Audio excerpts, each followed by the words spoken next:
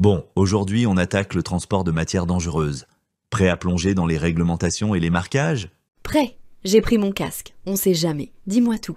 On commence par la base. Le transport de matières dangereuses, c'est hyper réglementé et ce n'est pas pour rien.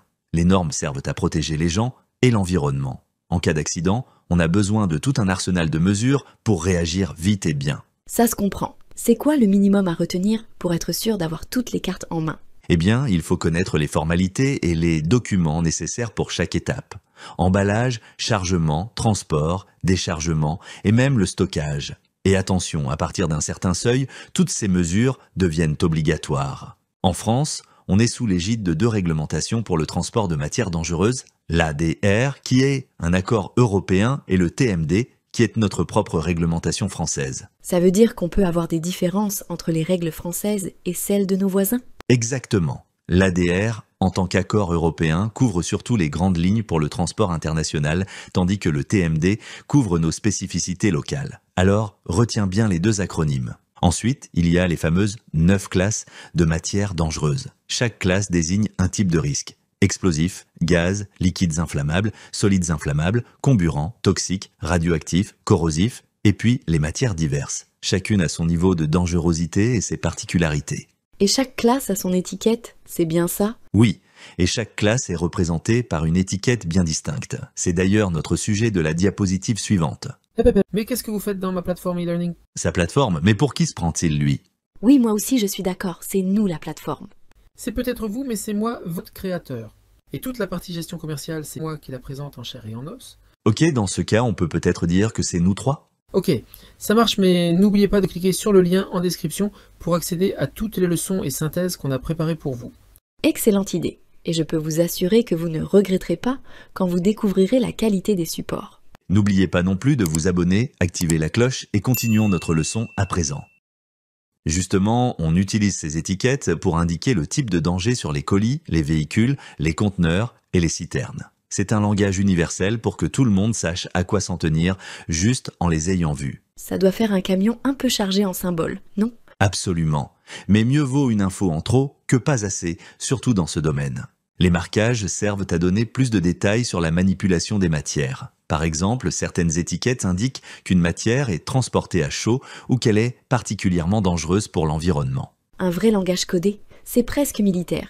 Exactement, c'est un code qu'il ne faut pas seulement apprendre, mais aussi comprendre pour ne pas se tromper.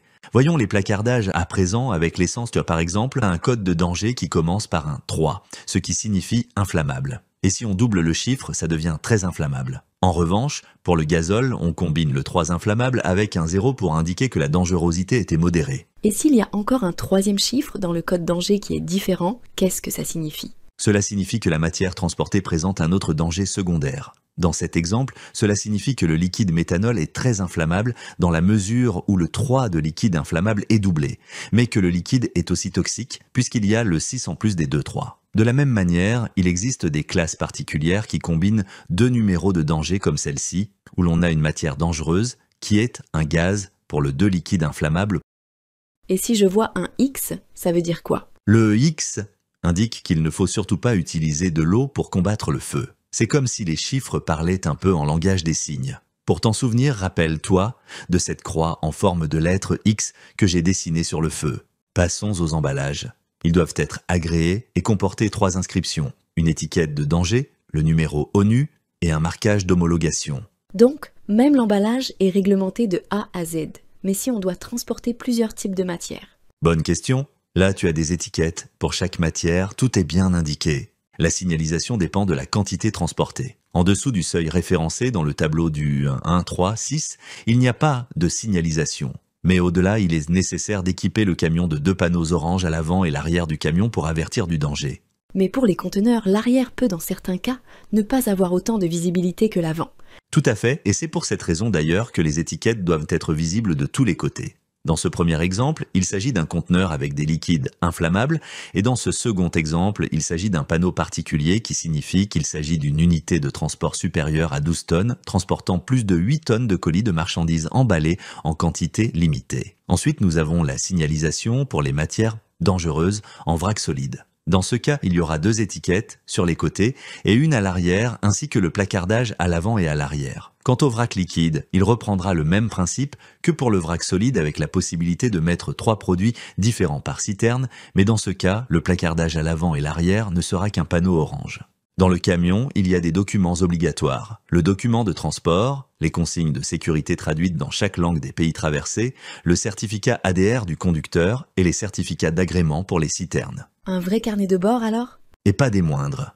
Ces papiers doivent être à jour et disponibles à tout moment. Pour le matériel de sécurité, chaque camion doit être équipé en fonction de son poids. Des extincteurs de 2 kg pour les petits véhicules jusqu'à 12 kg pour les plus grands. Quant aux membres d'équipage, chacun doit avoir à disposition une paire de gants, un gilet fluorescent, une lampe non métallique, ainsi que tous les mêmes autres équipements. Pourquoi la lampe doit-elle être non métallique? Ce sont des lampes antidéflagrantes qui sont imposées dans les zones à risque d'explosion. Il doit y avoir aussi une cale, 2 triangles ou avertisseurs lumineux, du liquide de rinçage pour les yeux, un masque d'évacuation d'urgence pour certaines en matière, une pelle, une bâche de protection d'égout et un réservoir collecteur. Dernier point important, le conducteur lorsqu'il se stationne doit indiquer sur une pancarte son nom, son numéro de téléphone, l'endroit où il se trouve et le nom de l'entreprise. Il y a aussi des horaires et des distances minimales à respecter pour se garer. Entre 2h et midi, il faut être à au moins 10 mètres des habitations, tandis qu'entre midi et 2h du matin, ce sera 50 mètres. Tout ça pour éviter les risques d'incendie ou d'explosion dans les zones habitées. Exactement, ces règles sont là pour protéger les gens autour en cas d'accident ou d'incident. Merci pour toutes ces illustrations claires. Grâce à elles, mes révisions vont pouvoir être ludiques. Parfait, profites-en bien, je les ai faites dans cet objectif. Assure-toi de maîtriser ces bases pour le jour où tu te présenteras à l'examen.